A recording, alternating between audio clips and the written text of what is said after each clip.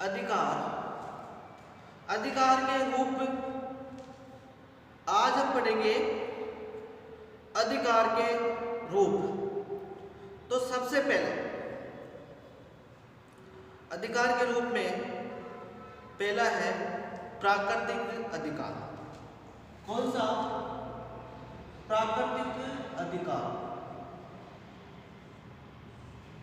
पहला है प्राकृतिक अधिकार। ये कौन, इसमें क्या आता है? ऐसे अधिकार जो हमें प्रगति देती है। ऐसे अधिकार जो हमें प्रगति देती है, जैसे जीवन का अधिकार जो हमें जन्म से ही मिल जाता है। ये अधिकार इतने पवित्र होते हैं कि इन्हें न तो छीना जा सकता है, न ही समाज के हित में इन्हें प्रतिबंधित किया जा सकता है। होब्स ने जीवन के अधिकार को प्राकृतिक अधिकार में रखा। होब्स ने जीवन के अधिकार को प्राकृतिक अधिकार माना, अर्थात आत्मरक्षा, खुद की रक्षा करना, ये प्राकृतिक अधिकार माना। वैसे ही लोग ने जीवन, स्वतंत्रता और संपत्ति, इसको क्या माना? इसको प्राकृतिक अधिकार माना। होब्स और लॉक ने प्राकृतिक अधिकार में किस किस को माना? होब्स ने जीवन के अधिकार को प्राकृतिक अधिकार माना या आत्मरक्षा के अधिकार को प्राकृतिक अधिकार माना। वैसे ही लोग ने जीवन, स्वतंत्रता और संपत्ति के अधिकार को प्राकृतिक अधिकार माना। लेकिन जब 19वीं शताब्दी आई तो ये प्राकृतिक अधिकार मान्य नहीं रहा, क्योंकि ये जो प्राकृतिक अधिकार होते हैं ये कोई अधिकार नहीं होते, क्योंकि ये राज्य चाहे तो इनको छीन भी सकते हैं, मिटा भी सकते हैं, या समाज के लिए इन्हें प्रतिबंध भी किया जा सकता है। इसीलिए बेंथम कहता है, क्या बेंथम कहता है कि जो प्राकृतिक अधिकार है वो बकवास है। बेंथम कहता है कि जो प्राकृतिक अधिकार है वो क्या है? बकवास है। ये तो था प्राकृतिक अधिकार। इसके बाद में है सामाजिक अधिकार। कौन सा? सामाजिक अधिकार। इसके बाद में आएगा सामाजिक अधिकार।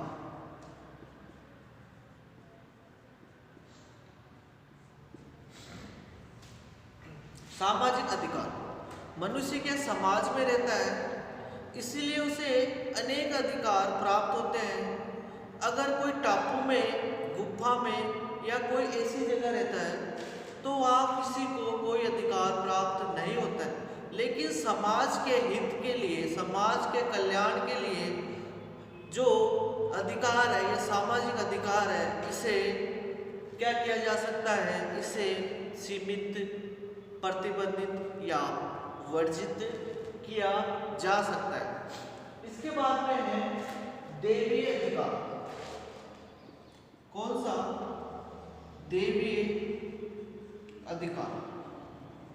इसके बाद में आता है दैवीय अधिकार। इस दैवीय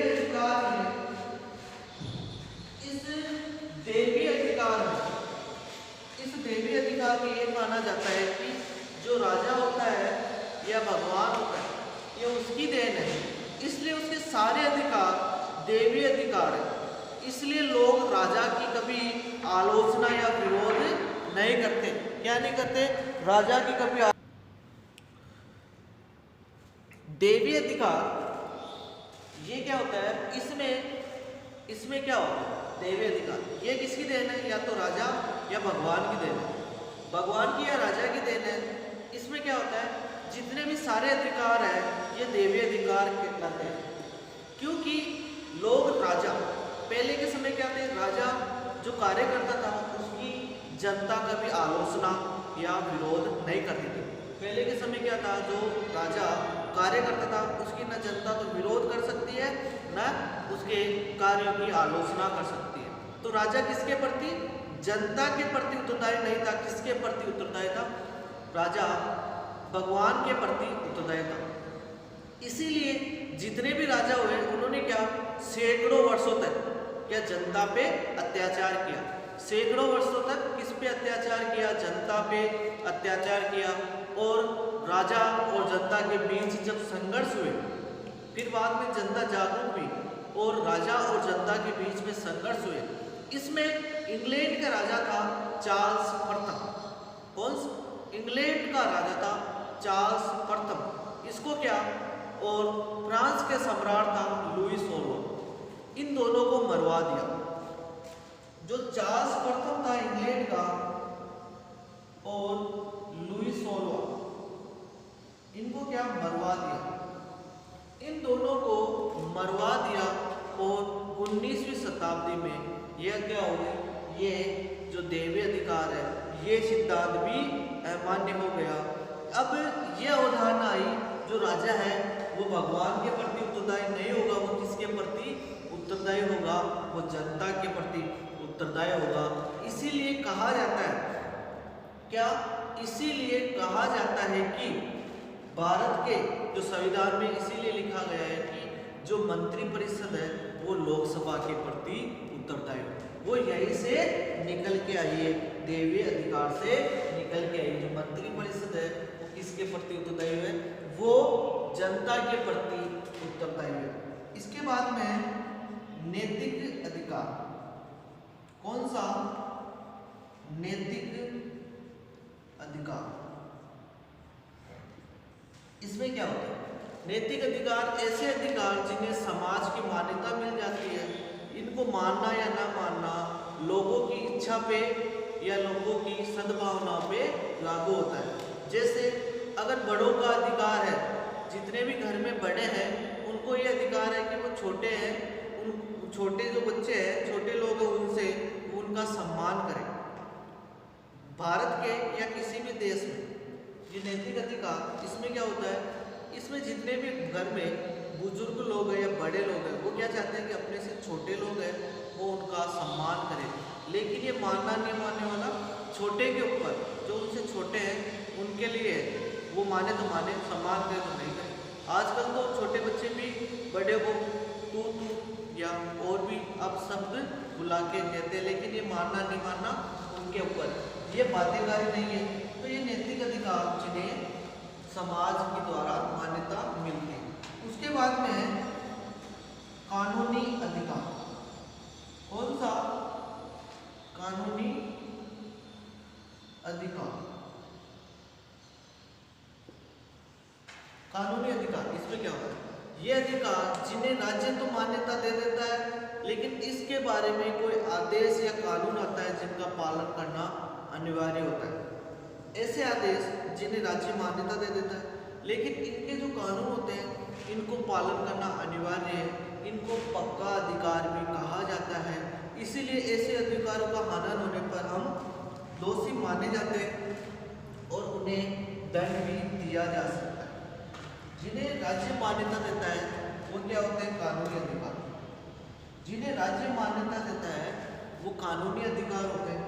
नैतिक अधिकार वो होते हैं जिन्हें समाज मान्यता देता है।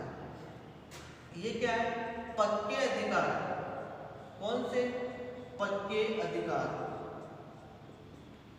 तो याद रखना, जिन्हें राज्य मान्यता देता है वो तो कानूनी अधिकार, जिन्हें समाज मान्यता देता है वो नैतिक अधिकार। इसके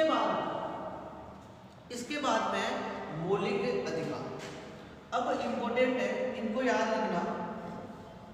मौलिक अधिकार, यहाँ से सबसे ज्यादा क्वेश्चन बनते हैं, यहाँ से सबसे ज्यादा क्वेश्चन बनते हैं मौलिक अधिकार। कौन से? मौलिक अधिकार। ये क्या होता है? मौलिक अधिकार। कुछ जो महत्वपूर्ण अधिकार होते हैं वो राज्य के संविधान में लिख दिया जाता है। उन अधिकारों को संविधान में लिख दिया जाता है और उन्हें किसी कठोर तरीके से संशोधित किया जा सकता है। उनका संरक्षण सिर्फ न्यायालय को माना जाता है। ऐसे अधिकार जो राज्य क्या करता है, इनको संविधान में लिख देते हैं। किसमें लिख देते हैं? संविधान में। इन अधिकारों को कहाँ लिख दिया जाता है? संविधान में लिख दिया जाता है। सिर्फ इन अधिकारों को संशोधन करने के लिए कठोर प्रक्रियाओं से गुजरना पड़ता है। किससे? कठोर प्रक्रियाओं से गुजरना पड़ता है। और इनमें क्या इनको संरक्षण किसे माना गया है? इसके संरक्षण किसको माना गया है? न्यायपालिका को। इसका संरक्षण किसे माना गया है? न्यायपालिका। किसको? न्यायपालिका को इसका संरक्षक माना गया। जो मौलिक अधिकार है इनका संरक्षक किसे माना गया है? न्यायपालिका को। लेकिन ये संविधान बनाने वालों की सूझबूझ या उनकी विचारधारा पे आधारित है कि किन किन अधिकारों को संविधान में मौलिक अधिकार का दर्जा दिया जाए। किन किन अधिकारों को मौलिक अधिकार का दर्जा दिया जाए। जैसे जो चीन का संविधान है, अब यहाँ से इंपॉर्टेंट है, जो चीन का संविधान है उसने क्या कर दिया, जो मौलिक अधिकार है उसमें काम के अधिकार को लिख दिया। किसके? काम के अधिकार। वहाँ पे जो शिक्षा प्रणाली है, जो छोटे बच्चे स्कूल तो जाते हैं लेकिन काम भी करते हैं। जो चाइनीज घड़ी आती है, चाइनीज डिजाइन की जो सस्ती चीजें आती हैं, वो इस काम के अधिकार के। वहाँ के स्कूल भी ऐसे हैं तो छोटे बच्चों को छोटी चीजें बनाना सिखाते हैं और वो जाके बड़ी चीजें बनाने लग जाते हैं। उन चीज़ों के स्कूल में जाने के पैसे भी मिलते हैं क्योंकि वो काम करेंगे, छोटी चीज़ें बनाएंगे तो उनका इंटरेस्ट भी रहेगा। तो काम के अधिकार स्कूल से भी वहाँ प्रारंभ हो जाता है और छोटे बच्चे अपना विकास कर पाते हैं। लेकिन भारत के संविधान में काम के अधिकार को राज्य के नीति निर्देशक तत्व में रखा गया है। किसमें? राज्य के नीति निर्देशक तत्व में रखा गया। क्या? जो भारत में जो काम का अधिकार है उसके कहाँ रखा गया? इसमें रखा गया राज्य के नीति निर्देशक तत्व। तो ये चीजें हैं कि राज्य इसको मानना या ना मानना राज्य के ऊपर निर्भर है। कोई राज्य चाहे तो इसको काम के अधिकार को वहाँ पे लागू कर सकता है। तो ये चीज़ ध्यान रखना, जो काम का अधिकार है वो मौलिक अधिकार कौन से देश में है? वो चीन में। कहाँ पे? चीन में। इसके बाद में आता है मानवाधिकार। कौन सा आता है? मानवाधिकार। इसके बाद में कौन सा आता है? मानवाधिकार।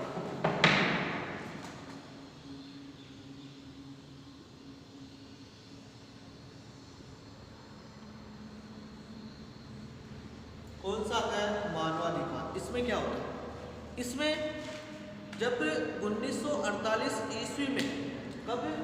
1948 ईस्वी में यूएनओ, संयुक्त राष्ट्र संघ या यूनियन नेशनल ऑर्गेनाइजेशन, इसके महासभा ने क्या किया? 1948 में यूएनओ के महासभा ने मानव अधिकार की घोषणा की, मानव अधिकार की सार्वभौमिक घोषणा की, जिसमें 30 अनुच्छेद है। कितने? इसमें कितने अनुच्छेद रखे गए हैं?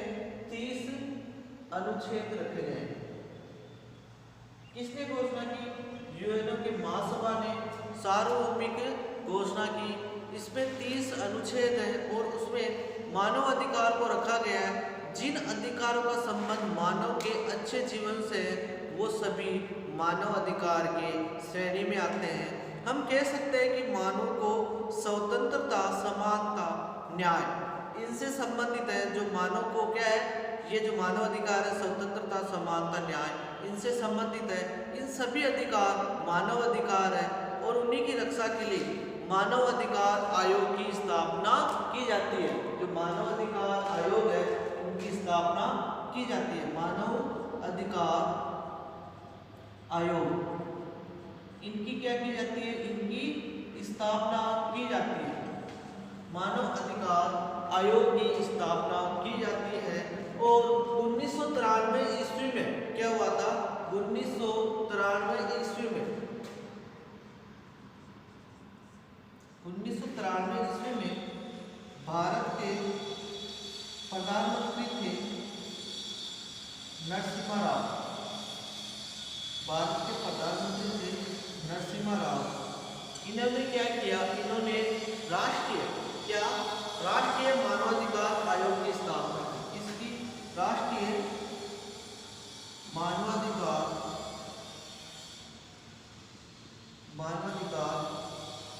आयोग की स्थापना की। राष्ट्रीय मानवाधिकार आयोग की स्थापना की। कब की? 1993 ईस्वी में भारत के पीएम है उस समय नरसिम्हा राव। इन्होंने क्या किया? इन्होंने भारत के राष्ट्रीय मानवाधिकार आयोग की स्थापना की। लेकिन 15 मार्च 2006 को, कब? 15 मार्च 2006 को